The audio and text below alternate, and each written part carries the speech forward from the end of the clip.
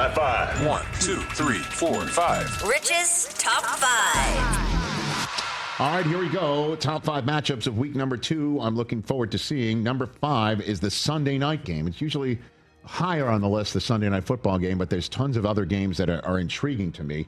Number 5 is J.J. McCarthy's first home start as a Viking. How does he follow up that terrific fourth quarter that erased 3 quarters of dreadfulness in Chicago? By the way, hopefully he'll be getting some rest because he'll be going back and forth to the hospital where his bride is giving birth to their first child. Could you imagine?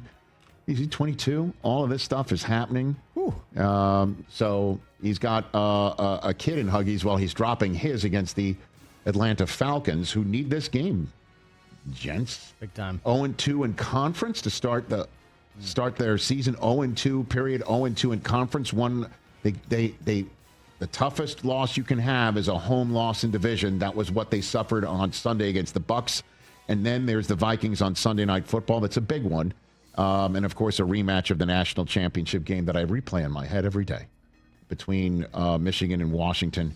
Back in the day, J.J. McCarthy and Michael Penix Jr. renew acquaintances. Number 4 on the list is the DK Metcalf revenge game, if you will. We had Cam Hayward on in the show before in hour number 1. He said DK Metcalf told him he had at least 20 tickets for this game, with Seattle coming to the Steelers' home opener and DK Metcalf's home opener as a Steeler. Seahawks and Pittsburgh, and the Seahawks need this one too.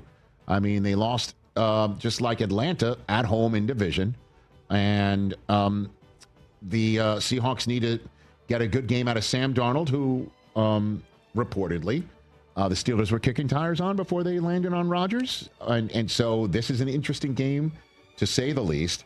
And the Pittsburgh Steelers can go to 2-0 before taking a visit to New England for yet another Rodgers sort of spin around the league tour of places that he has been unwelcome. And then the Seattle Seahawks after this game are home against New Orleans, so they can get some sort of a momentum going. How will this look? Will the Steelers' run defense and running game be any stouter against the Seahawks defense that Mina Kimes came on Thursday's show and called a top 5 defense? So we'll see how this one plays out. Early window on Fox. Number 3 is one of the 2 Monday night games.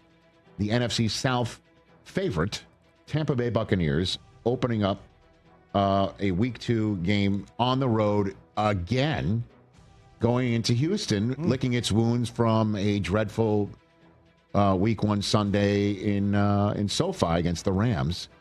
I mean, is it possible the Texans start the season 0-2 and look at the Colts or Jaguars 2-0?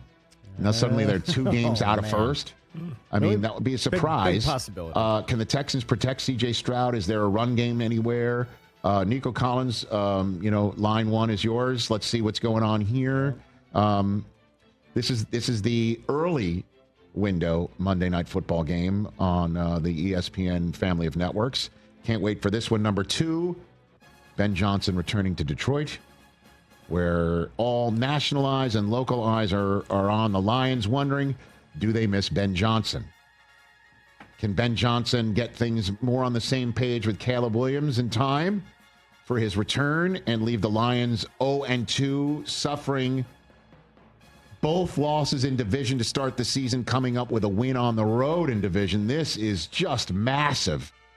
Early window on Fox. Can the Lions turn the page from the narrative that the Packers salted, that they missed their coordinators and they're not the same team? What are we going to see when the Chicago Bears and Ben Johnson return to the spot where the Lions apparently miss him? And number 1 is the obvious. It's the rematch of the Super Bowl. It's the Eagles and the Chiefs, who have not been 0-2 since the 2014 season. That was Andy Reid's second of 13 years there, and the only time in Andy Reid's tenure in Kansas City that they did not make the playoffs. And the Philadelphia Eagles, as we remember last year, even if they lose this one, they started 2-2 and then put the pedal to the metal and won the Super Bowl. So is A.J. Brown going to be left reading a book again until the final drive? Could Devontae Smith be targeted a bit more? Remember, the run defense of the Cowboys did keep Saquon Barkley to just 60 yards rushing, and we're going to see a bigger game from him. Will Xavier Worthy play? What will the Chiefs look like? That's a massive one late window on Fox. You have one more. Thank I you. did not know this. Thank you. That's my boy Coop. Coop. And here we go. Here we go. One more. And it's the last game of the weekend. 10 p.m. Eastern kick. 7 local time in Las Vegas, Nevada. The two teams that started 1-0 in the AFC West. The Chargers at the Raiders. The Raiders, can they follow up that win in New England with another one at home against a Chargers team that looked like one of the best teams in the NFL in Brazil?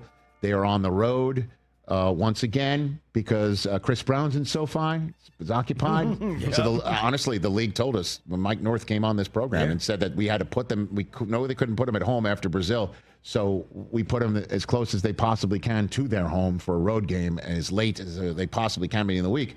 It's the last game, 10 Eastern time, and we all know it's the what's your deal, bro matchup that we all saw Stanford and USC back in the day, and then Seattle, San Francisco in Jim Harbaugh's first go-around as an HC in the NFL. And Pete Carroll was asked about seeing Jim Harbaugh once again in this big Monday nighter. I remember Jim. No, I don't. I have no fond memories. I'm not going to go there. They're good. They're great games. They've been great games. That's all. He said that There's been a bunch of them. that you guys in a different life could have been great teammates. When he says something like that, what is that? Well, I think that would come from the. He's seen my game, and so he would like me to help him win. If I could, and so he'd like us to play together, I guess. But one thing we would certainly see eye to eye on is about competing. He's always been a great competitor, and he battled through so much in his playing days and in his coaching days as well. So I appreciate him saying that because I'd like to play with him too. He said that you're not on each other's Christmas, or he's not on your Christmas card list. Do you expect a birthday card from him then? Well, I'm surprised you would say that because he sends me a birthday card every year. So I don't know what to tell you. Oh, wow, Pete, cracking jokes. Is he hanging out with Carrot Top now in Vegas? That is amazing. Moves to Vegas, and he's suddenly 2-drink minimum, Pete Carroll. He was asked, by the way, the setup for the first soundbite, he was asked his fondest memories coaching against Jim Harbaugh, and that was his response. He tried to make a joke, and then he was honest. There are no fond memories. I don't have any fond memories. There were games, lots of them. He turned 74 on Monday. Oh, is that what right? a legend. Is that what is that? So it's his birthday that night? Yeah, his birthday's on Monday. I'm sure he'll love, his age being discussed, but he's still the world's youngest teenager, according to Jim Brockmeyer. Now that Dick Clark is no longer that's what he said back in the day. So, and that's my top 5 list of the other matchups of Week 2. I'm looking forward to seeing the most. Hey, you made it all the way to the end. Thanks for that. Check us out every single day streaming live on Disney Plus and the ESPN app 12 to 3 Eastern.